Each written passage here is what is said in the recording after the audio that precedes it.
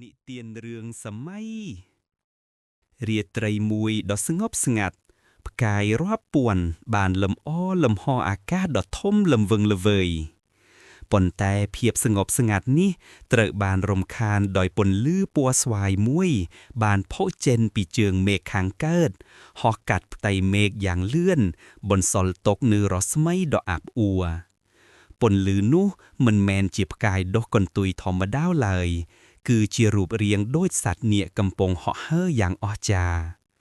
អ្នកយាមប្រាសាទបុរាណមួយចំនួនបានឃើញទិដ្ឋភាពនេះហើយពួកគេបានដឹងថានេះគឺជាប្រផ្នូលនៃព្រឹត្តិការណ៍ដ៏ធំមួយនៅចំកណ្ដាលអាណាចក្រនគរធំព្រះបរមរាជវាំងដ៏ស្កឹមស្កៃបានឈរខ្ពស់ត្រដែតទោះបីជារាត្រីជ្រៅយ៉ាងណាក្តី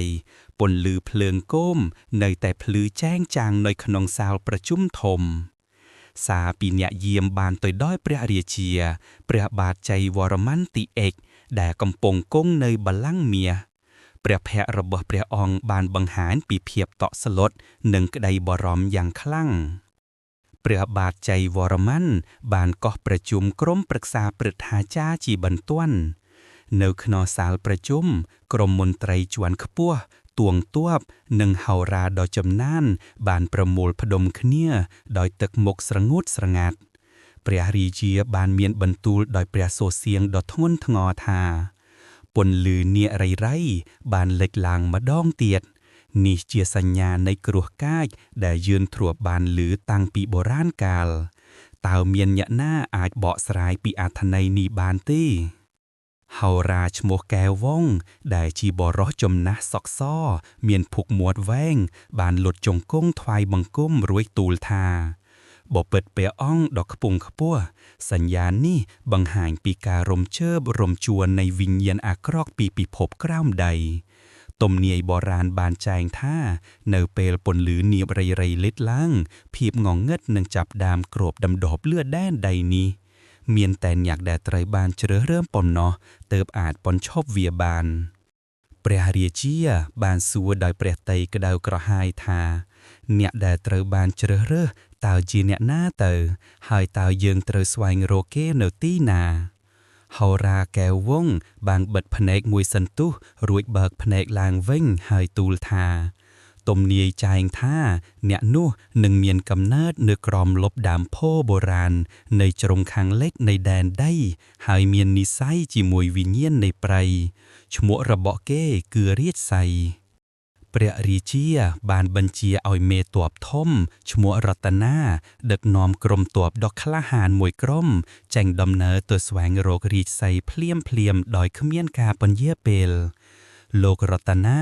ដែលជាបរិសុទ្ធវ័យកណ្ដាលមានរូបរាងមាំមួនបានលុតជង្គង់ថ្វាយបង្គំដោយក្តីគោរពហើយទូលទទួលព្រះរាជបញ្ជាការត្រៀមលក្ខណៈបានធ្វើឡើងយ៉ាងប្រញាប់ប្រញាល់ទាំងសេះស្បៀងនិងអាវុធត្រូវបានរៀបចំសម្រាប់ដំណើរដ៏វែងឆ្ងាយមុនពេលចេញដំណើរមេតួប្រតនាបានជួបភរិយានិងកូនរបស់លោកដើម្បីលាភរិយាបានប្រគល់ខ្សែដៃមាសដែលជាគ្រឿងការពារតាំងពីដូនតាឲ្យប្តីពាក់ជាប់នឹងកដៃកូនប្រុសពោបានអូបឪពុកយ៉ាងណែនទឹកមុខភ័យខ្លាចលោករតនាបានលួងលោមគ្រួសារដោយពាក្យពេចន៍រស់រួចក៏បានដឹកនាំក្បួនទ័ពចេញដំណើរទៅតាមទិសដៅដែលហោរាបានប្រាប់ក្បួនទ័ពបានធ្វើដំណើរឆ្លងកាត់វាលស្រែខៀវស្រងាត់រួចក៏បានចូលទៅខ្មាំងព្រៃជ្រៃអថកម៉ែងមួយ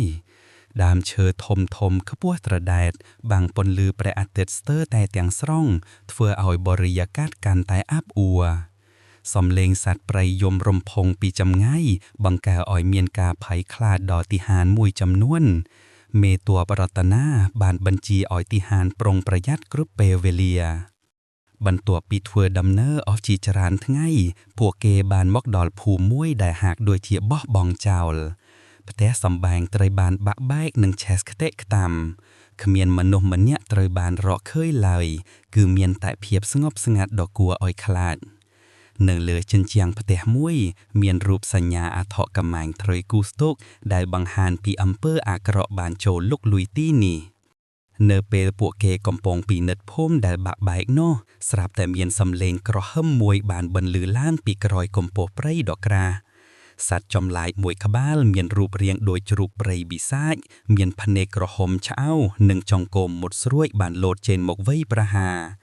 មេតួប្រតនាបានស្រែកប្រជាឲ្យទាហានបាញ់ធ្នូនិងប្រុងដាវការពារការប្រយុទ្ធគ្នាមួយបានផ្ទុះអើង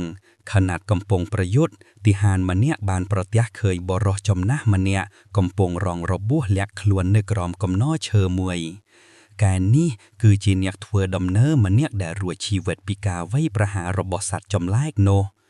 បន្ទាប់ពីសម្លាប់សត្វចម្លែករតនាបានជួយសង្គ្រោះបរិសចំណាស់នោះហើយសួរព័ត៌មានពីគាត់បរិសចំណាស់បានប្រាប់ថាសត្វចម្លែកទាំងនេះបានលេចឡើងបន្ទាប់ពីពន្លឺអ្នករៃបានរើ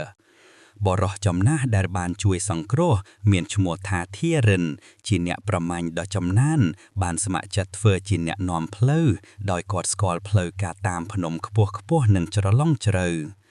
ផ្លូវនេះពោរពេញទៅដោយគ្រោះថ្នាក់ព្រោះមានច្រាំងថ្មចោតនិងស្ពានយល់ដ៏រងខុសរងខឿ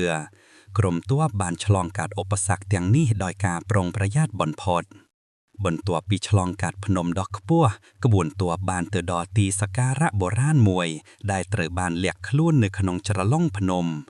ទីនោះមានប្រាសាទទូចមួយដែលត្រូវបានកសាងពីថ្មបៃតងមានចម្លាក់ដ៏វិចិត្រទឹកមុខរបស់បរិសចំណាស់ធារិនបានបង្ហាញពីភាពភ្ញាក់ផ្អើលយ៉ាងខ្លាំងព្រោះគាត់ធ្លាប់តែឮរឿងព្រេងពីទីនេះប៉ុណ្ណោះពួកគេបានសម្រេចចិត្តសម្រាកនៅទីនេះមួយយប់នៅក្នុងទីសក្ការៈនោះមេតួប្រតនាបានរកឃើញសីលាចារឹកបុរាណមួយដែលបានរៀបរាប់ពីប្រវត្តិសាស្ត្ររបស់នារីរៃនិងទំនាយអំពីវីរបុរសរាជសីសីលាចារឹកបានបញ្ជាក់ថារាជសីគឺជាអ្នកដែលត្រូវបានប្រទានពរពីវិញ្ញាណនៃធម្មជាតិហើយមានសមត្ថភាពអាចគ្រប់គ្រងថាតុទាំង4បានវាបានរៀបរាប់ផងដែរអំពីទីតាំងពិតប្រាកដនៃដែនផូបុរាណដែលជាកន្លែងកំណើតរបស់រាជសីនៅពេលដែលក្រុមទ័ពបានបន្តដំណើរទៅមុខពួកគេបានជួបប្រទះនឹងភូមិមួយទៀតដែលកំពុងត្រូវបានវាយប្រហារដោយកងទ័ពបិសាចដ៏ច្រើនសន្ធឹកសន្ធាប់មេបិសាចមួយក្បាលមានរូបរាងធំសម្បើមានស្លាបខ្មៅធំកំពុងបញ្ជាកងទ័ពរបស់វាដុតបំផ្លាញផ្ទះសម្បែងនិងចាប់ពលរដ្ឋជាចំណាប់ខ្មាំងនេះគឺជាការលេចចេញជាផ្លូវការដែលហោរាបានទស្សនាទានមេតួប្រតនាមិនអាចធំមើលការឈឺចាប់របស់ប្រជាជនបានឡើយលោកបានបញ្ជាឲ្យទាហានវាយប្រហារដើម្បីជួយសង្គ្រោះភូមិប៉ុន្តែកងទ័ពបិសាចមានចំនួនច្រើនពេកនិងខ្លាំងពូកែពួកគេបានឡោមព័ទ្ធកងទ័ពរបស់រតនាយ៉ាងណែនណាន់តាន់តាប់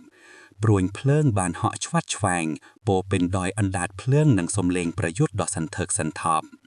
ទាហានរបស់រតនាបានប្រយុទ្ធយ៉ាងក្លាហានបំផុតមេតបរតនាខ្លួនឯងបានប្រយុទ្ធទល់មុខជាមួយមេបិសាចដាវរបស់លោកបានប៉ះតឹងកិច្ចជាមួយកញ្ញាំជើងរបស់បិសាចបង្កើតបានជាផ្កាភ្លើងគួរឲ្យខ្លាចទោះជាយ៉ាងណាក៏ដោយកម្លាំងរបស់មេបិសាចហាក់ដូចជាមិនចេះអស់ទាហានច្រើនអ្នកបានរងរបួសធ្ងន់ដោយមើលឃើញថាកម្លាំងមិនអាចតតាំងនឹងមេបិសាចបានយូររតនាបានសម្រេចដកថយជាយុទ្ធសាស្ត្រលោកបានបញ្ជាឲ្យទាហានបំបែកខ្លួនជាក្រុមទូចហើយរត់កែចេញទៅក្នុងព្រៃមេបិសាចបានដេញតាមមួយរយៈប៉ុន្តែដោយសារលបឿនរបស់ទាហានរតនាវាបានបោះបង់ការដេញតាមក្រុមទាហានដែលនៅសល់បានទៅជួបជុំគ្នាវិញនៅកន្លែងមានសុវត្ថិភាពមួយមេតបរតនាបានអង្គុយចុះហើយពិនិត្យមើលផែនទីដោយទឹកមុខគិតគូរលោកបានដឹងថាការប្រយុទ្ធទល់មុខនឹងមេបិសាចគឺជាកំណែតមួយឥឡូវនេះលោកត្រូវតែស្វែងរករាជសីជាមុនសិនទើបអាចមានសង្ឃឹមលោកបានរៀបចំផែនការថ្មីមួយដើម្បីធ្វើដំណើរដោយលាក់បាំងពេលធ្វើដំណើរលាក់បាំងពួកគេបានជួបនឹងក្រុមអ្នកប្រមាញ់មួយក្រុមទៀតដែលកំពុងរងទុក្ខវេទនាដោយសារការវាយប្រហារបិសាចដូចគ្នាមេក្រុមអ្នកប្រមាញ់ឈ្មោះសុថាជាបរិមាត្រធំមានរោមចង្កេះបានស្វាគមន៍រតនានិងក្រុមរបស់លោកសុថាបានប្រាប់ថាគាត់និងក្រុមរបស់គាត់ធ្លាប់បានឮពីរឿងរាជសីដែរហើយពួកគេជឿថារាជសីពិតជាមានមែនពួកគេបានសម្រេចចិត្តចូលរួមជាមួយរតនា វិជ្ជមានថ្មីនិងផែនការដែលបានកែប្រែកម្លាំងចាត់របស់មេតបរតនាបានរឹងមាំឡើងវិញលោកបានងើបឈរដោយទឹកមុខមើងម៉ាត់ហើយនិយាយទៅកាន់កងទ័ពនិងសម្ព័ន្ធមិត្តរបស់លោកថាយើងមិនអាចបណ្ដោយឲ្យភាពងងឹតគ្របដណ្ដប់អាណាចក្ររបស់យើងបានឡើយយើងត្រូវតែស្វែងរករាជសីហ៍ហើយប្រយុទ្ធដើម្បីអនាគតរបស់យើងការបដិញ្ញាអចិន្ត្រដ៏មុតម៉ាំបានផុសស្មារតីដល់អ្នកទាំងអស់គ្នា